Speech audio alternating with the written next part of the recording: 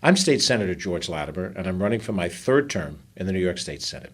I previously served on the Rye City Council, the Westchester County Board of Legislators, and in the State Assembly. My opponent has made term limits a key platform point. She's talked about the idea that term limits would be a cure-all for the corruption and the self-dealing that has plagued our Albany-based state government. Let me tell you why term limits alone won't work. Former Bronx Assemblyman Eric Stevenson was elected in 2010 as a reformer. By 2014, he was sentenced to a 3-year prison term for bribery and extortion. He ran afoul of the law within 2 terms. In 2014, Assemblywoman Gabriela Rosa was elected. By 2015, she was out of office. She was convicted for forging her citizenship papers, an illegality within 1 term. Also elected in 2014, Assemblywoman Angela Wozniak of Western New York was elected.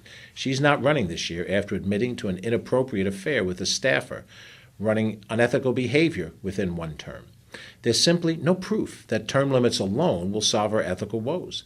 In fact, in Virginia, where governors can only serve 1 term before leaving office, former Governor Bob McDonnell was convicted of accepting bribes. Within less than 1 term, he was found to cross the line in ethics. Now, I can state firmly that I would vote for a reasonable term limit bill if it's put before the state Senate. In fact, I've already voted to put such limits on the leadership of the state legislature.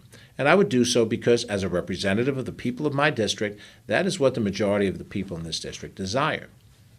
But the problem that we're facing is not length of tenure. The problem we're facing is money, the excessive amount of money that's available for political purposes. The problem that we face is concentration of power in just a few hands.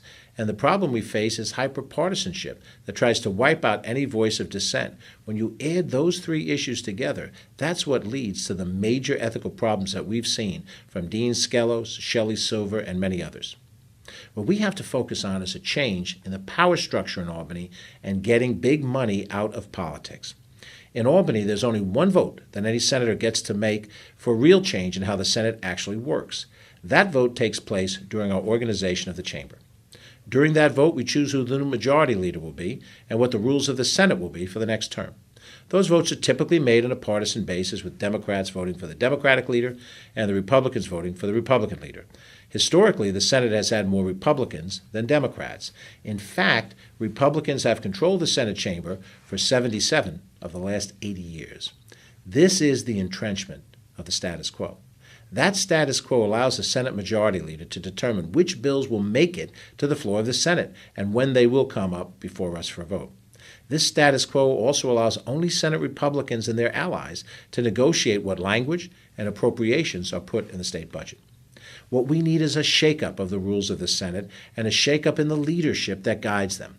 My opponent is being funded and supported by the same Senate Republicans that have brought you the status quo. So don't let the rhetoric fool you. I put forth proposals to remove big money from politics. I have voted to take pensions away from elected officials who are convicted of work-related felonies. I've even introduced legislation to disallow convicted felons from ever holding an office in a political party. As we head toward Election Day, I hope you'll pay attention to the real issues and not fall prey to the snake oil salesman. Together, we can make the changes that are necessary to bring state government back to representing the needs of real people like you.